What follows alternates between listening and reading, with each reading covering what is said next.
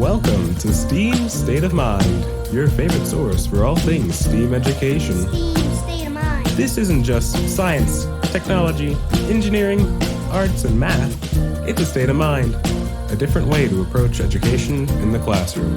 STEAM State of Mind. Enjoy these conversations with educators, students, and community members as we explore what it means to be in a STEAM state of mind. STEAM State of Mind. Hi, it's Kari, and we are here in Kettering for our STEAM State of Mind podcast. Hey, this is Bern. Kari, I'm so excited about today.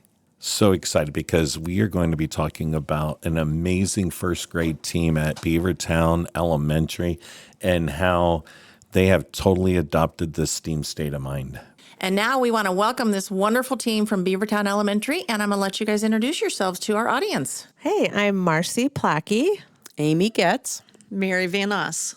And from what I understand, you guys really kind of took a risk last year, and you committed to integrating your curriculum and developing a real STEAM state of mind and bringing your kids along. So let's talk a little bit about how you guys made that happen, how you kind of had that mind shift here at Beavertown with your students.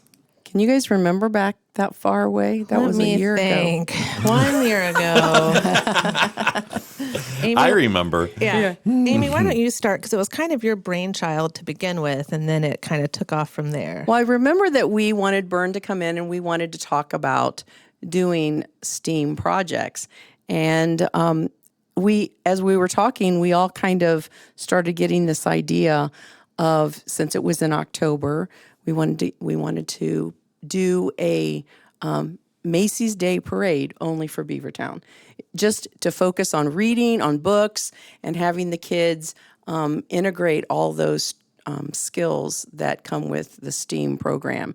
And so it just kind of grew. We talked for like 3 hours, I think. We yes. just went on and on and on. It was a great collaborative And it was like, effort. how about this? And then how about this? And we could do this. And then we said next year we'll start it early, but we didn't.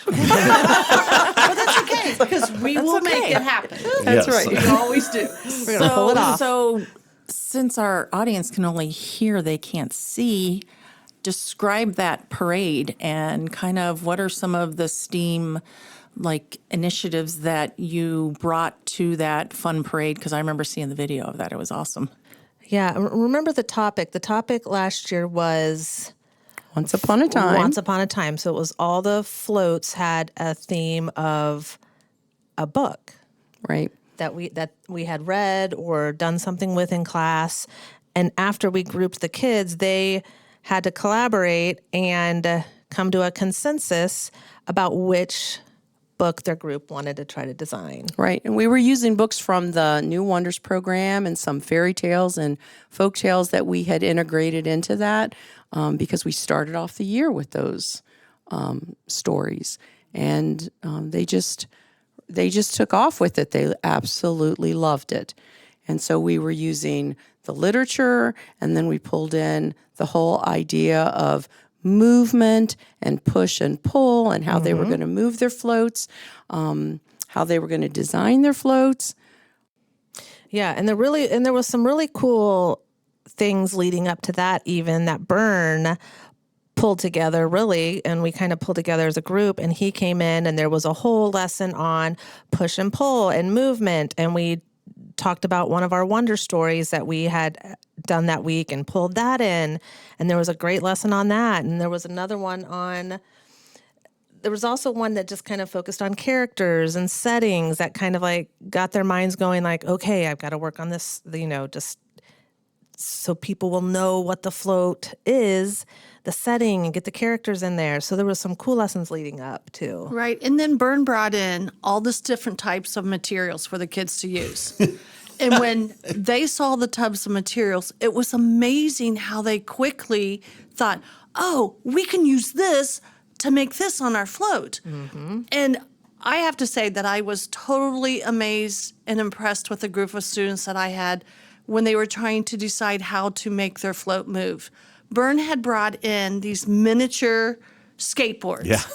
So they immediately took them, but they had put their whole float on top of the skateboard, and they realized that it wasn't quite balanced and how were they going to keep it from tipping over because part of the skateboard curves up.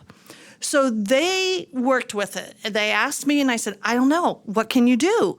So they just took off and they realized that they had to move the skateboards forward where the curved part was so that their float box would sit flat on the skateboards. Yep. And I was totally impressed. And as soon as they figured that out, man, they went to town on all four corners. They each took a corner, worked on it, made it work happen, and it really worked out. I was really impressed that they came up with how to move that out. And the kids cooperated with each other. There was never any arguments. There was never any fights over what was going to happen. They talked through their things, and they decided who was going to work on what part. And they did an absolutely excellent job for only being in school 3 months. Wasn't even quite 3 months. How they worked and yeah. We know what you that mean. word. Yeah, collaborated. Collaborated, yes. Together to design it. And then when they performed the parade, they were just so proud of themselves. They walked around our gym and we had our drum club play at the beginning and as they were going around, but the smiles on their faces, they just beamed. They were so happy with what they had seen and how the rest of the school clapped and that was the big received what thing. they did. I remember they were like, those kids were clapping for something we made. Right. I'm like, I know. Can you believe it? And they're like, clapping for us. I mean, it was pretty exciting. What was even more amazing to me was we had not been together as a school for over 2 years. And these were first graders, so Right. they hadn't been They hadn't been in school. right. And so it was the first time we had come together as a whole school. I know I cried. I think we all cried. The tears, because it was just even still now, it was amazing for the response. Bringing that community together that we have not had because of the pandemic. right. And it was something, it was special. And we received some emails from some other staff and that came to the building to watch that day. We even got some emails from other people like, oh my goodness, that was just such a way to start off our holiday break for Thanksgiving. So I just want to pull back a little bit though, because some of these things that you guys are saying, these results, it sounds like they just magically happened. The kids all, went ahead and they all just got along and they all just, did these great things together. As a team, you guys developed these great, that you guys had a mindset that, we want these kids to be able to communicate, cooperate, collaborate, reach a consensus together. And you guys worked on that with these kids throughout, and it's something that you reinforce. But it was a changing that mindset of not just sitting there individually, not just having them, do workbook pages or learn where we just tell them this is what you do and this is how you do it, and now you do it. You guys really changed your mindset, or like had a different mindset of how you were going to approach this. How have these kind of continued to change how you approach teaching the standards that you've got to teach to the kids? How has that changed your approach? I mean, I will say it was not easy at first as a teacher. Like, I wanted to jump in and be like, no, you've got to tape this right here. You got to tape this down. All right? No. Come on Fix over it here. for 'em, right? Let me. I it was hard to not jump in. I'm not going to lie, because it was just difficult, especially when you saw them struggling. I'm like, I know. I want to do it, but it was amazing to see. It kind of taught me personally, like, okay, I do need to stand back sometimes, and I do need to let them figure this out because they got there. Someone would come up with an idea in the group, and someone else in the group was like, no, that's definitely not going to work. And then there would be a disagreement, and it would take a little while to come to this consensus of like what they were going to do to make it work. And sometimes one person had to, sometimes they just had to do it and see it fail to know, okay, it's not going to work, without me jumping in and saying it's not going to work. So it kind of showed me like, hey, I need to more often do that. I need to often stand back, let them figure out things when we're doing this type of thing. And they need to fail sometimes to know, to get an idea of how to make it work. Yeah, and it's okay to fail. And it's right, it's exactly. okay, yeah. They had to learn that it's okay to fail. It's not going to work out the first time, every time. And that's hard for kids to oh, yes. understand and realize that that's okay. It is hard, and for adults too, but for kids, you know, they think, oh, if I don't do it right, Yeah. I'm going to be in trouble or something's going to happen. And but it's really okay. And we talk about that all the time on these podcasts, that really learning is all about failing and then figuring out how to do it the right way. And that sounds like that's something that you guys have embraced. And then, I mean, to be honest, Bern he came with the lessons. I mean, we talked about what we wanted to do. And then he had designed the lessons, which were integrated across all the, subject areas, which made it very easy for us as teachers to carry that. It was great material, and then he would come in and he would begin to present the lessons. And as it moved along, we got more comfortable interacting and more of a team teaching approach. And then sometimes we'd have to step back and say, not for first grade. This is probably not going to, Bern, there's no way we're getting this lesson done in 45 minutes, right? This is like a 2-hour thing for first grade. And so it started to work very nicely. Yep. And we would be very honest with one another. But because he could help with that made it easy for us to do our job. Right. Because he came with the materials. We didn't have to gather materials. We all know for teaching, there's so little time.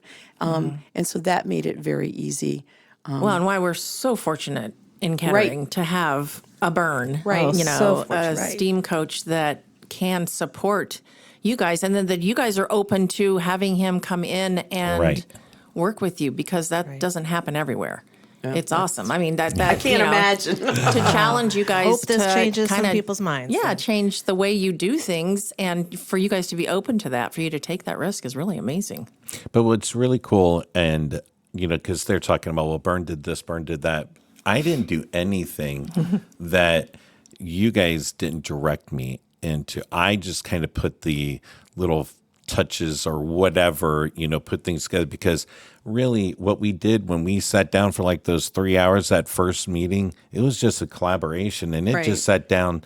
Okay, well, what do you guys want? What's your why? Why do you want to do this, and what do we want to do, and how are we going to do it? And it was really a collaborative effort, and it was so much fun. I loved this whole project and working together with this. And it's amazing how many standards you can pull into something like this. Yes. I mean, I'm looking through all the standards that we pulled in, and I mean, it's cross-curricular, just across the board. I'm like, wow, we have pulled so many standards into this one project. It was amazing. But it was a great project to start with, because it just really helped the kids. I mean, it was motivating. We're coming together, and they were so proud of their work. And then as the year progressed, then we started doing other things. So what are some of the other projects that you guys put into place? I know you were really intentional about having some long-term project-based learning going on with your students. What are some of the other projects? So then we started working with living things, and we moved into growing plants. We started with the little grass head guys in the beginning, and looking at what do plants need to survive. We moved into fruits and vegetables with the whole idea that we're eventually putting in the garden out in the courtyard, and they worked on designing what they wanted that courtyard to look like. We did run out of time. We had great plans, and then time is always the element. And so our goal is to move forward with that this year. But Bern's like a celebrity for the first graders now. He comes, they see his truck, he Mr. pulls up, S. they're like, oh, he's here. Well, but it's that excitement you guys continue, throughout. Like the kids know, like they're highly engaged, and look at last year, and we'll be doing it again this year, I hope. With the tower garden, integrating the technology of the aeroponics and the tower garden, and then you guys threw them a salad party. And talk about that a little bit. So great. Lots of ranch.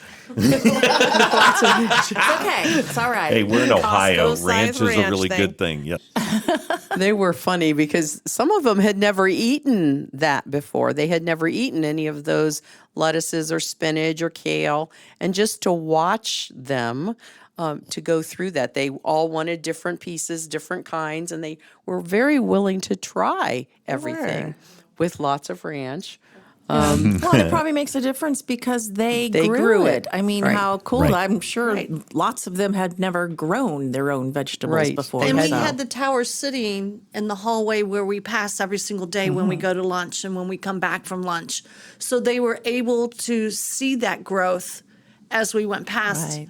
back and forth that, there was next to nothing. And then all of a sudden it seems like they just sprouted and they were huge. Yeah. And then they kept saying, are they going to stop growing? Because, I mean, our whole tower was completely covered with different types of lettuce. And they were totally amazed at how fast and that it wasn't in the ground. Right. So coming from the dirt, there was no dirt involved at all. That was all done with the water. So they were pretty amazed at how that could happen. And then you guys were worried, like, how big of a ranch bottle can I find at Costco, right? Big bottles. I actually was wondering, is it ever going to stop growing? Because Every time you prune it, we- more would grow back. we took home lettuce to have with our own families. That's awesome. And it just kept growing and growing and growing. Yeah. So And learning even watching experience their for all of peers, us. they were watching their peers. Some of the kids loved the salads. They were eating it. And I think some other that were a little more apprehensive were like, well, they're eating it. So just being in a group of kids all eating the same thing, I think it made it a little more like, okay, I should probably eat this. Everyone seems to try like it. it. So watching your kids from the parade to the aeroponic garden, and I know you worked with Wolpert. Right. And the drones. And the They brought in the drones. I mean, drones. and I know the kids loved that. What kind of what of these experiences? What kind of impact have they had on your students? How when you watched them from October to the springtime, and how did you see them kind of advance? For me, we talked all the time about this is science. And they have a great attitude about science, which is not always, I mean, that's hard sometimes in the primary grades to get the time to be able to do those types of things. And so they did have a great attitude about that. I felt like they were excited. They began to notice things. When we started talking about planning the courtyard, they really used their imagination and thinking about not only how it would look, but what kinds of things would be important in a courtyard. And I know, in my class, we tied in bees and why are these things important and why is it important to take care of our environment. And by the end of the year, that's what they were all talking about, that that the world is a place to take care of and we have a responsibility. That's where I saw a huge And can we remind our difference. audience these are first graders, Right, which and is they awesome. were very serious Yeah. about that. They wrote reports about how bees are going to, why they're important and why it's important that we are doing the things that we need to do to take care of our environment. It was very amazing that they were just 6 and 7 year olds. Yeah. Authentic learning. Right. And you guys gave them that opportunity.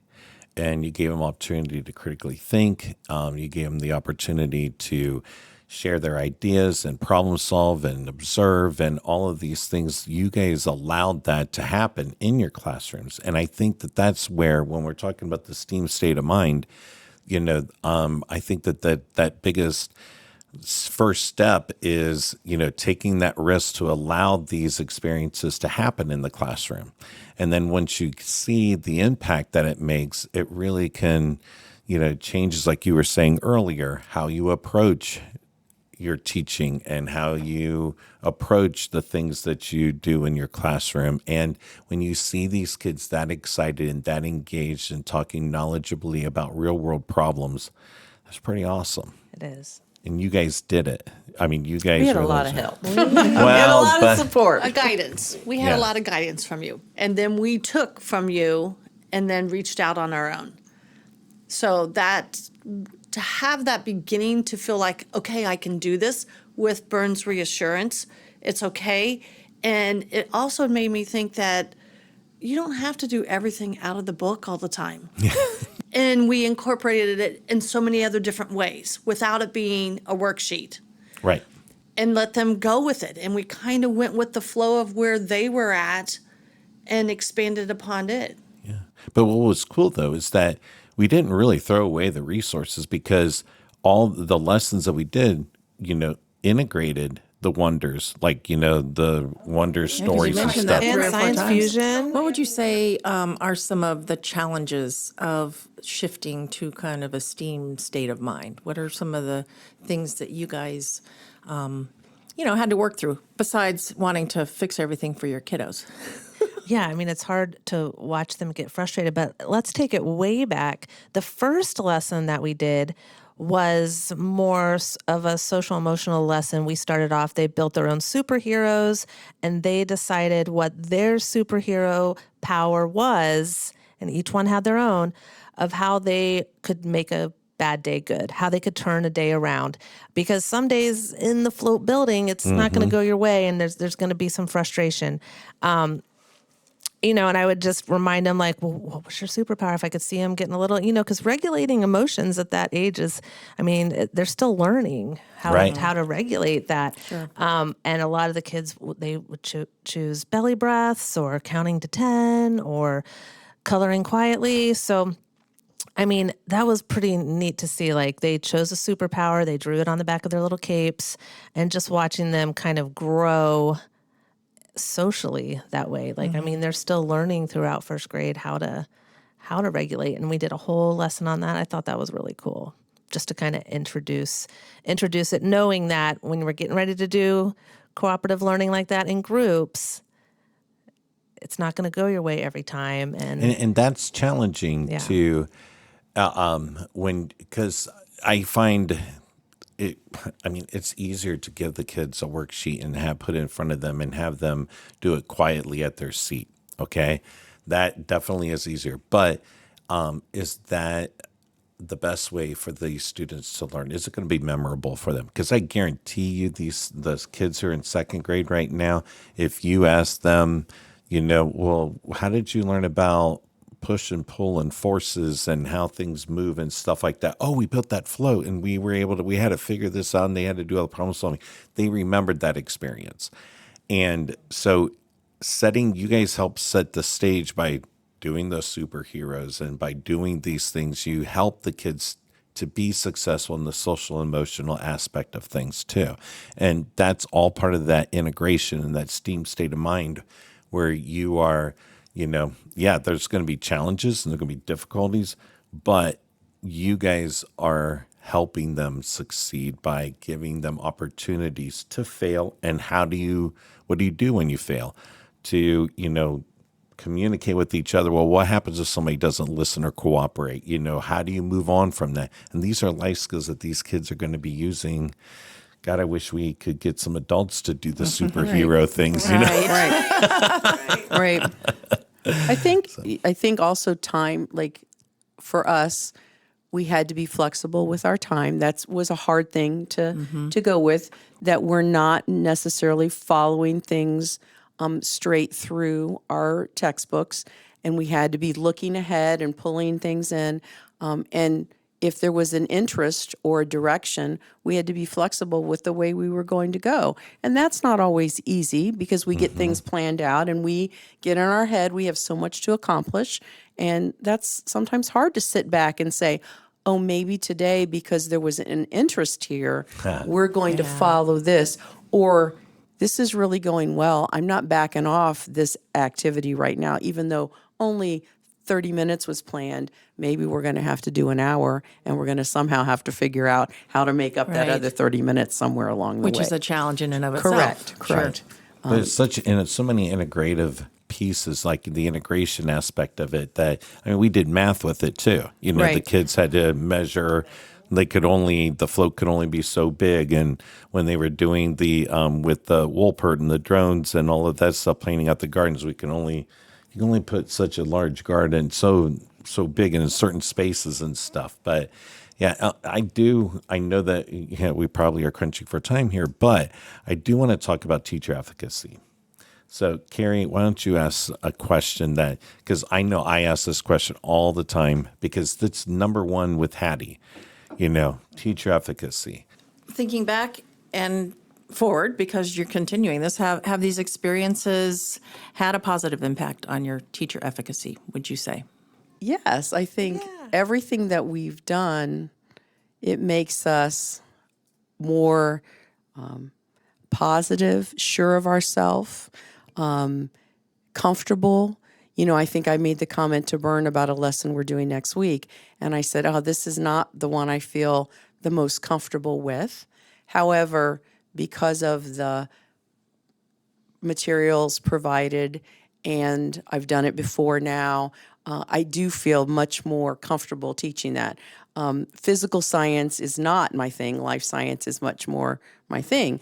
But I'm feeling better about teaching those things. And I feel comfortable with how the children are going to respond and some of the questions I might have to deal with. I'm feeling better about the technology because technology is not always my friend. Especially since my classroom seems to be haunted or something, I don't know. But you feel more driven and more positive about what it is that you're doing and what it is you can accomplish. Is that answering? Okay, those were beautiful. Yeah. More driven, more positive. What you can, that's amazing. And I know in some cases that we have, that collaborative effort, being able to work together, that collective efficacy as a team. How has this helped you guys as a team? Maybe it's just solidified it as opposed to making it happen to begin with. Yeah. Well, I was impressed. I mean, I have told you guys several times, like, oh my God, I love this team because we just sit down and just ideas are flowing, but it's We're here till 6. We're like, wait a minute. We're laughing. I mean, it's just, it doesn't seem like work, Right. It doesn't seem like work. Yeah. So what would each of you, if you could say one thing based on your experiences with this mind shift to a STEAM state of mind, to maybe other educators who aren't sure about whether that's something they want to do, what would you say? Be willing to take a chance. Step out of your comfort zone, which you all know that I had to really do for this project last year. So, and see what happens. And you can find out that it goes a whole different way than what you might imagine that it did. Mm-hmm. And it was absolutely a wonderful experience for me personally, as well as it was for the kids. So what I would say is take that chance. Yeah, it was great. And I would say definitely reach out to Bern if we're talking in our district. He's just extremely helpful and willing to brainstorm any idea that you might have for something that you want to do with your class or in your school. I mean, he will jump in and brainstorm that with you and be extremely helpful. So you're not going to be on your own to make it all happen.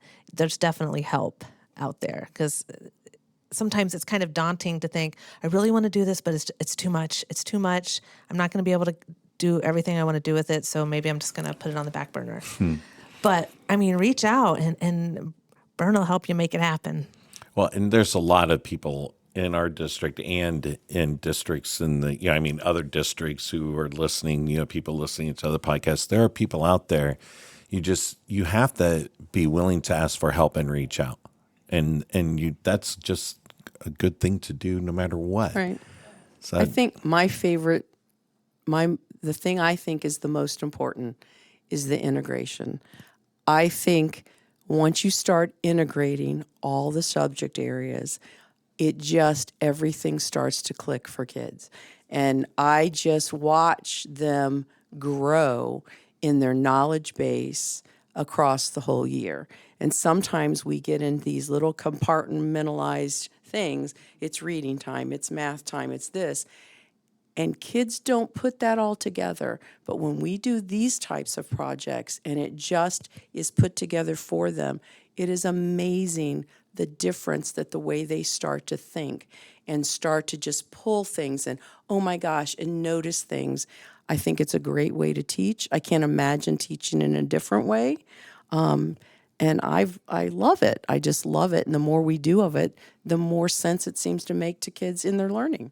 Isn't that awesome? Pretty cool. I told you this team is just amazing. And did you I ever love it. think back when you guys were talking about a parade, Macy's Day Parade, that the result would bring you to tears?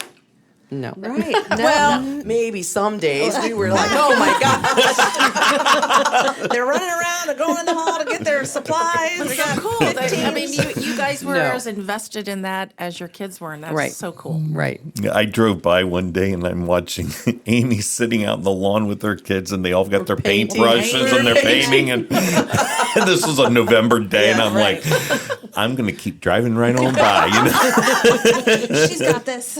she's got it. Yep. Yep. Those were the best days, though. Those are good days. You They know? are. And what the kids are saying now, even as we're starting, I love school. I love school. I hear them say that over and over again. And you know what? For first grade, if we end the year and everybody's loving school, I think we've done a really good thing. Yes. I think Absolutely. we've really succeeded.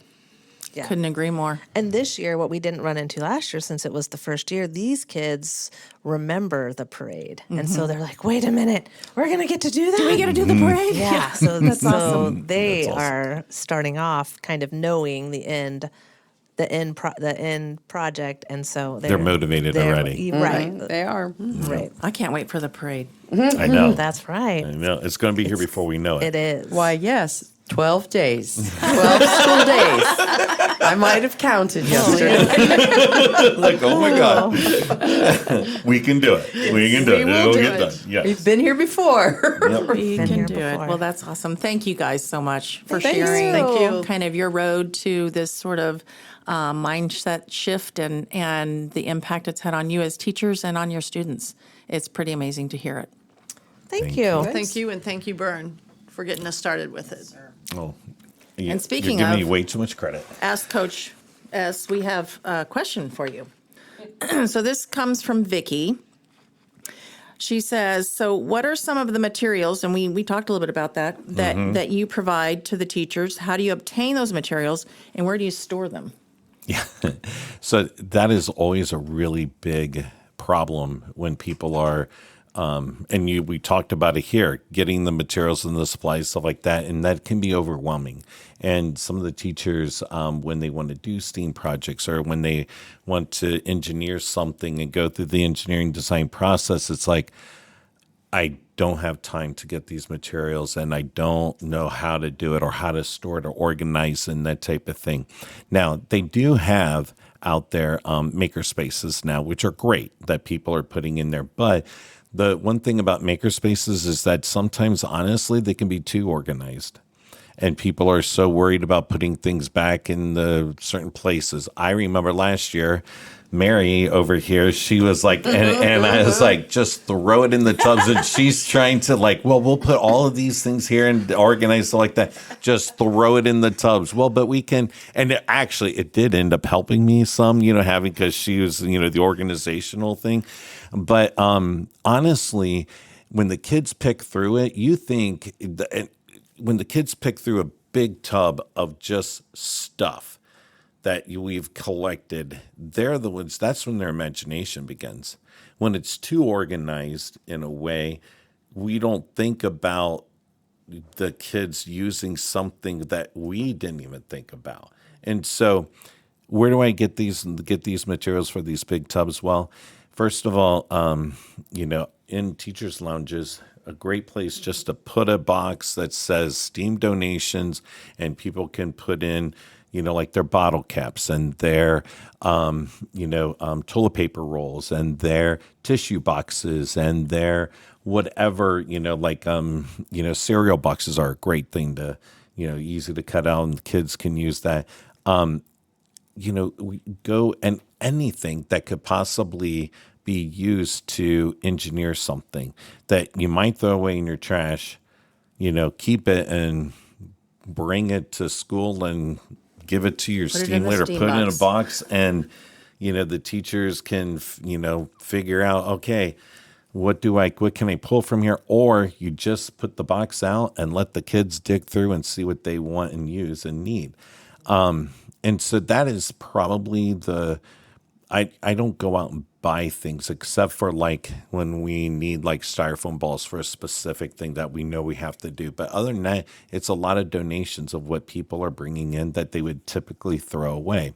I also have a couple of nursing homes that collect materials for us and get a lot of things. And what they bring in, it's kind of funny because it's coming from a nursing home because there's some of the bottles and the different caps and stuff like that. And it's like, oh yeah, this came from the nursing home, And so you ask the community members, they are more than willing to to share and to, donate things because most of it, like I said, would go in the trash.